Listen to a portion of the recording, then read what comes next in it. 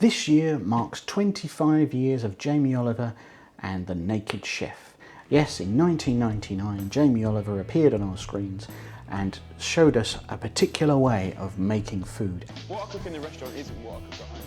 And with that, it coincides the release of his 28th cookbook. What I'm hoping to do in this series is take you through all of his cookbooks one by one and show you why I think they're good or not so good, and what's interesting about them and what really drives them and exactly what I think, and whether you should add it to your collection as well. Being a Jamie Oliver super nerd, I've got all of his books and I've collected them along the way, so I think I'm in a great place to see exactly how his style has evolved, how his feelings and thoughts have transferred onto the page, and how his books have changed with the times, and I would say changed the times themselves. We kick off with the OG, Jamie Oliver, The Naked Chef, published in 1999. This is an original print and it reeks of that late 90s cover design.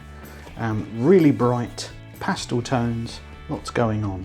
It's a book with a little bit of everything and somewhat lacking a bit in focus, but that's okay because he's literally dumping all of his favourite recipes into one place.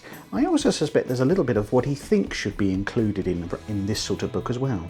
Quite often towards the end of a recipe book you'll find common things that you might need, like a stock or a butter.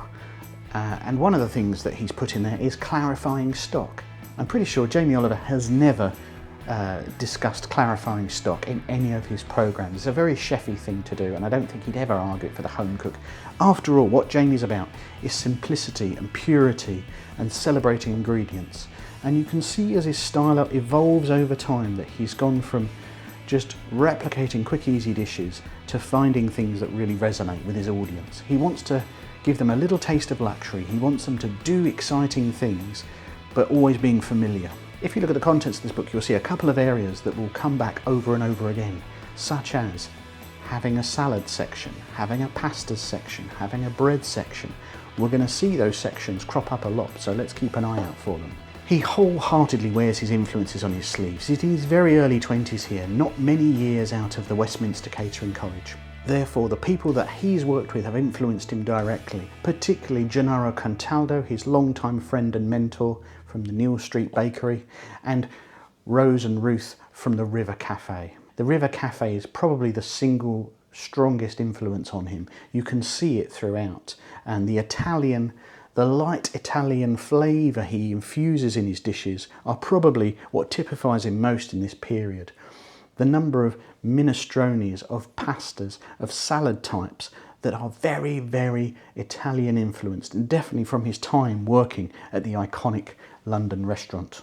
His use of herbs seems boring now, but actually back then using fresh herbs was just not done. Some chefs did it, and some cooking shows told you to do it, but I don't think many people did it.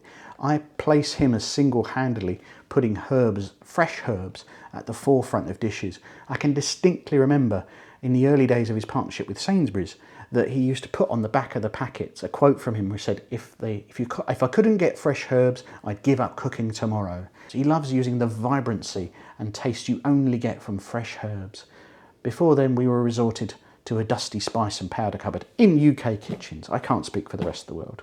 So it's a book full of energy. It's a book full of a mishmash of different ideas as he's definitely coming together as a TV personality and understanding who he is as a chef as well.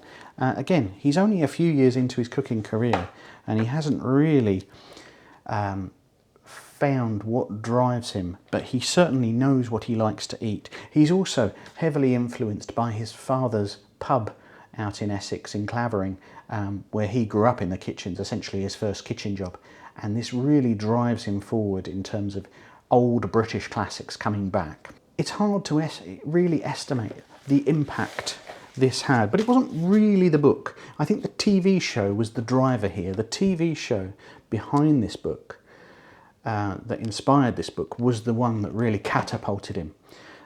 It was more of a lifestyle and a vibe that was caught at the time. It was very energetic, it was fast. He was talking to someone behind the camera as opposed to shooting down the barrel as I am now, and it gave it a very different flavour from all the other cooking shows at the time. The River Cafe is the whole reason we have Jamie Oliver in the first place. There was a film being made about the River Cafe. One of Jamie's colleagues was off sick, so he was asked to cover, came in. The camera basically just pointed at him and asked him to explain what was going on. Producer Pat Llewellyn, sadly no longer with us, spotted Jamie and just knew she had the right guy for the new wave of TV cooking shows. Pat's no stranger to revolutionising TV cookery. She's the famous name behind Two Fat Ladies, behind Sophie Grigson's work, behind Ramsay's Kitchen Nightmares, and a whole bunch of others besides. Really, she created food TV in the 2000s. Working with Mark Thompson, then controller of BBC Two, they realised together that they could get a TV series and a book deal all sorted out, and they both arrived in April 1999. So to demonstrate what goes on in this book, I'm going to pick on something really simple, a radish and fennel salad. If that doesn't grab you straight away, it's important to go back again 25 years, and radish had gone out of fashion. Nobody was using fennel. Only the Italians would use fennel. And Jamie's using his influence from the River Cafe here, enthusing people with a love of salads. He absolutely adores salads, and he'll bang about them whatever he can, and he tries to simplify them, and this is a great exploration of that. So I'm just going to take some radishes and some fennels.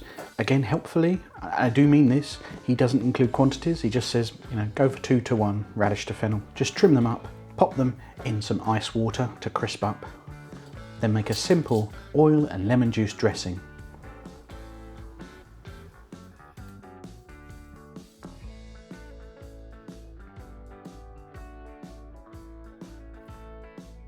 And toss together. A very simple salad, but it's bursting with love for the core ingredient and the vibrancy of a really good, punchy salad dressing.